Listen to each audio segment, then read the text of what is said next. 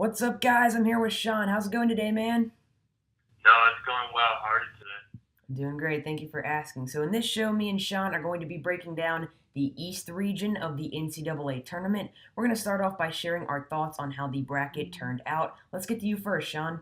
Well, just like the South region, I think this region is very wide open. The South and the West regions, actually. I think it's very wide open. Obviously, you have Villanova, who's been the number one team in the country for a decent portion of the year. And then Purdue, who's a team who kind of struggled at the beginning of the year, but really has brought together and played really good basketball. Then there's just, after those teams, there's just a hodgepodge of programs that could maybe make a deep run or maybe not. I think overall this bracket is just very wide open. And I had a really hard time picking someone other than Villanova Yeah. to make it deep. I mean, I have Texas Tech in the Elite Eight, and I'm not a big fan. I mean, I like Texas Tech, don't get me wrong. I think they're very good defensively. Keenan Evans is very solid, but the way they've closed out the season kind of makes me a little bit worrisome about my pick. So, very wide open bracket, and let's go into a little bit of further detail about it before I really give you all my picks. All right. Just one quick question, Sean. Do you think that this is the weakest region in the NCAA tournament this year? Um, Weakest region, yeah. I mean, obviously with like Villanova, I think they're second best number one seed Yeah. behind Virginia. But overall, it's just, yeah, I'd probably say they're the weakest. Yeah, I think that behind Villanova and Purdue, there's just not much here. I mean, look at the South. You have Virginia, the top overall seed. You have Cincinnati and Tennessee, two of the toughest teams in the country, particularly on the defensive end of the floor. You have Arizona and Kentucky, two of the most talented teams in the nation. That is five legitimate Final Four contenders. Here in the East, I see just two. The 3 through 6 seeds all have issues that jump out to me. For example, Texas Tech finished the season losing 5 of 7. Wichita State has a significantly worse defense than in years past. West Virginia's big question is who is going to step up behind Carter and Miles. And Florida is sink or swim, depending on if they are hitting their three-point shots or not. All in all, I just think that Villanova and Purdue got pretty easy draws. But will they meet each other in the Elite Eight? Let's get into the prediction segment. Here are the East superlatives. I'll go first. My favorite is Villanova. In a wide open tournament, Villanova feels like the safest Final Four bet. There's just not many teams that can rival what the Wildcats bring to the table offensively, and there's no team that has a player like Jalen Brunson, the likely Wooden Award favorite. Like I said, I think that Villanova has a clear path to the Final Four. I would be stunned if they lost before the Elite Eight. And then my sleeper in the East is Florida. It is well known that the Gators' success largely depends on their performance from behind the arc, but Florida has found a lot of success from downtown as of late, which makes them dangerous. If they can keep it up, I like this team's chances at a Sweet 16 matchup with Purdue. My deep sleeper is Alabama, another SEC team. Sweet 16 might be a stretch for these guys, as they would have to play Villanova, but Colin Sexton is every coach's dream in March. He's just an explosive playmaker that is capable of single-handedly propelling the Tide past anybody. This was evident early in the season when we saw him nearly lead Alabama past Minnesota with just two other players on the court. And it was evident in the SEC tournament. Like I said, I don't see Alabama playing basketball 2 weeks from now, but Sexton's otherworldly talents make the Tide a serious challenge to any team in the NCAA tournament, including Villanova. And as for the top seed that I see making an early exit in the East, I am going to say Wichita State because their first round opponent, Marshall, can absolutely bring it on the offensive end. The Thundering Herd have two players in John Elmore and CJ Burks that average 20 points per game each. I cannot remember the last time that I have seen a team have two players averaging 20 plus. That is absolutely crazy. I guarantee you that Wichita State is going to have issues containing these guys. Whether it leads to an upset or not, well, I guess you're going to have to stay tuned for my bracket reveal, but let's just say that there's a good chance. Sean, what about you? Who is your favorite sleeper, deep sleeper, and top team on upset alert in that order? I think Villanova is definitely the favorite in this one. I think Jalen Brunson and Mikal Bridges, that duo has been fantastic all year long. And like I've said so many times before, the guards are the ticket in March. And Jalen Brunson, my National Player of the Year, he's been fantastic this year. He's going to be the real difference maker for them, and I think he's the one that can take this team a long way. My sleeper is West Virginia, just because of their defense and how it's so hard to prepare. I feel you need more than, I don't don't even know if you can prepare for it. It's Mm-hmm. so feisty. They just play very hard. I mean, even if you get past West Virginia, you're gonna go into the next game like absolutely exhausted. And Yeah. they just take everything out of you. So I think West Virginia is definitely a sleeper. My deep sleeper is kind of a stretch, so I'm gonna go with Butler. I like the matchup with Arkansas in the first round. I think the Razorbacks are probably one of the weaker 7 seeds. I mean, I know they have a decent amount of NBA prospects, especially with Daniel Gafford, but I like the Keelan Martin and Kabar Baldwin. Both played very well in the Big East tournament, especially in the games against Seton Hall. I think those guys can possibly take this team away. I think the matchup with Purdue is also a favorable one. I know the Boilermakers, they're one of the best three-point shooting teams in the country, one of the best offensive teams, play good defense as well, but I'm not really sold on Purdue yet. They've had some iffy performances in conference play in the Big Ten tournament as well against Rutgers. So if they can't turn it on, I think Butler is definitely a team that could make some noise. And then the top seed that will get upset quickly is Wichita State. Like you said, Noah Marshall, 2 great scores, and John Elmore and TJ Burks, both guys scoring over 20 points. Elmore can do just about anything. I think he's averaging like 22 points, 6 rebounds, 6 assists per game. So he can impact the game in a multitude of ways. Very good 3-point shooter, can knock down 6 or 7 just like that. Has scored 30 points multiple times this season. So I think that team is definitely one that could get past Wichita State. And then matchup with West Virginia most likely would be looming, which would be very interesting considering the Thunder and Herd are one of the fastest offensive teams in the country. They literally just run and chuck. Mm-hmm. So I think that would be a very fun matchup. So I'm going to take the Thunder and Herd first round. All right, now let's reveal our brackets. Sean, how about you go first? All right, so let's start with Villanova Bradford. I think Villanova wins that one easily. Mm-hmm. Virginia Tech, Alabama, that is a very interesting matchup. I'm actually doing this preview for CPP. Virginia Tech, very solid offensive team. Alabama, great on defense, obviously with Colin Sexton as well. He's been fantastic lately, isn't afraid of any opponent. The status of Dante Hall is a question mark for me. He's the second leading scorer for the Crimson Tide. Also has blocked around 68 shots this year, which means he's a force down low and would interrupt the Virginia Tech's offensive flow. So if he can get healthy, I think Alabama has a good shot, but I think Virginia Tech's going to take it in the end. I don't know how healthy Hall will be. It's kind of tough to come back from concussion, and this Alabama team's just been so streaky this year. So I'm going to take the Hokies in this one. The next matchup, West Virginia, Murray State. I'm going to take West Virginia just out of the fact that their defense is so overwhelming, can really cause problems.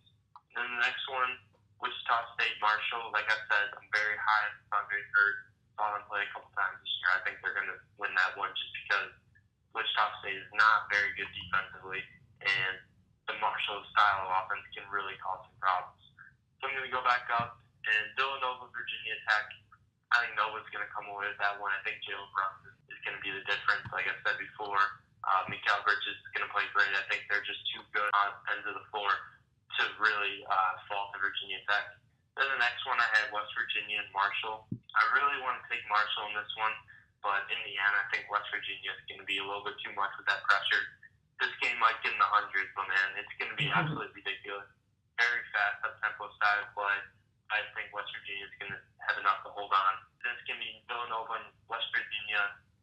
This is tough. I mean, obviously that point guard matchup is going to be phenomenal with Javon Carter and Jalen Brunson. But I think Brunson has the smarts and has the discipline to really get his way around that press and find a way to calm his team down and get that poise. So I'm going to take Villanova in that one. All right, and as for the bottom half of your bracket? So Florida State Bonaventure, the guard duo of Matt Mobley and Jalen Adams was absolutely fantastic. I know Florida also has very good guards with Jalen Hudson and Chris Chioza, but the Gators rely a lot on the three-pointer. And if that baby's not going down, then they're kind of in trouble. But Yeah. I don't know, I think I'm just going to take the Gators in this one just out of the fact that I think they can hit down. I think they can hit shots. They'll come out a little rusty. St. Bonaventure, I mean, yeah, they're a very good team. I'm not 100% sold on them, but I think Florida's going to be able to hit their shots and come out with it. Texas Tech and Stephen F. Austin, I'm doing this preview as well for College Prep. I think Texas Tech obviously has struggled a little bit to close out the season, went through a really tough stretch the few weeks back, but I think Stephen F. Austin, yes, they're a pretty solid team, but I just don't think it'll be enough. I think Texas Tech, Keenan Evans, one of the best point guards in the nation, will be the difference maker. He'll provide a great boost, passing, defense, just cause trouble for the Lumberjacks. And then Arkansas Butler, I think their record had a lot to do with it. Not really. I mean, playing in the SEC too, considering how good it's been this year, but I think Butler's going to come out on top. And then Purdue, Cal State Fullerton, I think Purdue has that one easily. All respect to Cal State Fullerton, but Purdue is just too much. Isaac Hott, three-point shooters, it's just going to be a tough one for Cal State Fullerton. And going back up, Florida, Texas Tech. Texas Tech is pretty solid at guarding three-point line, if I'm not mistaken. So I think that's going to be tough for Florida to come up victorious. So I'm going to take the Red Raiders. And then Butler, Purdue. My gut wants to go with Butler, but I think my mind really wants me to take Purdue. Butler, I mean, yes, they have some size, but I think Purdue is just too much, too dominant. Isaac Hott, Matt Harms. Matt Harms is not really an offensive threat, but Isaac Hott does a lot down low, frees up shooters, but we'll see. I think it'll be a really interesting matchup. But I think I'm going to take Purdue. And then Texas Tech, Purdue. I'm going to take Texas Tech. I think defensively they're just too much. I think they're going to turn it around in the tournament, find their groove, play a little bit better as a team, and I think that's going to be the difference for them. I'm not really sold on Purdue. Like I said, they played shaky in some Big Ten games, and I really don't think they're that dominant as many people think they are. So I'm going to take the Red Raiders. And with that, I have Villanova and Texas Tech in the Elite Eight. You know, this one's difficult. I mean, Villanova, yes, very disciplined, very fundamentally sound, played very well together. Texas Tech, that tough, gritty team. Keenan Evans has done a fantastic job. That point guard matchup with him and Brunson is going to be absolutely phenomenal. So I think I'm going to take Villanova in this one. Like I said, Jalen Brunson has been magnificent. He is going to be a stud this tournament. Mikael Bridges, I don't know who will be able to guard him on Texas Tech. I think matchup-wise, they're very similar, like overall, but Mikael Bridges kind of is a matchup nightmare, and I think he's going to be the real difference maker. So with that, I'm going to take Villanova. They're going to get out of this part of the bracket. All right, I'll quickly run through my bracket as well. I have Villanova over Radford in the first round. Then I have Alabama over Virginia Tech. I like Virginia Tech. I think the Hokies are very good offensively, but there is also a lot of flaws with this team. For starters, they really struggle to defend the three-point shot, which is going to really hurt them in the NCAA tournament. And most importantly, they are extremely inconsistent and streaky, perhaps more so than any other NCAA tournament team. Then I have West Virginia over Murray State. I also have Marshall over Wichita State, like Sean. I do not think that Marshall is going to get into the Sweet 16, however, although it would be a very interesting matchup between them and West Virginia, as that would be an extreme clash of styles. Then I have Villanova over Alabama. If this matchup happens and Colin Sexton has a big game, I could potentially see an upset, but I think that Villanova is, at the end of the day, the much, much better offensive team. They have a lot of guys that can put up big-time numbers, while Alabama only has one. So I like Villanova, and I like Villanova over West Virginia in the regional semifinal. And as for the bottom half of the bracket, I'm going to take Florida over St. Bonaventure, even though St. Bonaventure impressed me in the first four, especially Courtney Stockard. He was fantastic. If he can continue to have big games and step up as a reliable third scorer to assist Matt Mobley and Jalen Adams, St. Bonaventure could be dangerous, but I like Florida. Then I like Texas Tech over Stephen F. Austin, but if there's going to be a 14-3 upset in this NCAA tournament, it is going to be Stephen F. Austin over Texas Tech.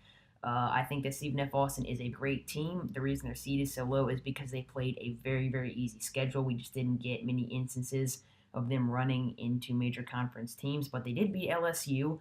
And then I have Butler over Arkansas. I have Purdue over Cal State Fullerton. I have Purdue over Butler.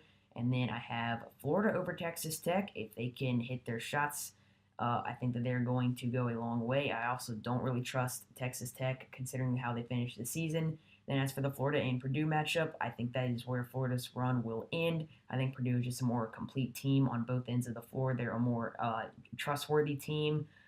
Even though they didn't really finish the season playing their best basketball, I think that they're going to have a big run in the NCAA tournament because they are built for a big run in the NCAA tournament. They have experience, and they can hit their 3-point shots. And then as for the Purdue-Villanova matchup, I like the Wildcats. I think that Villanova is Final Four bound this year. All right, thank you so much for watching, guys. That's going to pretty much do it for today's show. I really hope that you liked it. If you did, be sure to subscribe. Now, we're going to have 3 more episodes in this tournament breakdown series released tomorrow, so be sure to stay tuned for those. If you subscribe and turn post notifications on, that way you can be instantly alerted when they are uploaded. But yeah, those are going to be the final 3 episodes of the Pride Report this season. I won't be back until next year, so it's going to be a pretty emotional time, but I'm also really excited because I think the shows all turned out well. Pretty much same format as this one, so definitely be sure to stop by and check them out. With that being said, I'm going to go ahead and wrap this thing up. I'm out. I'll see you guys.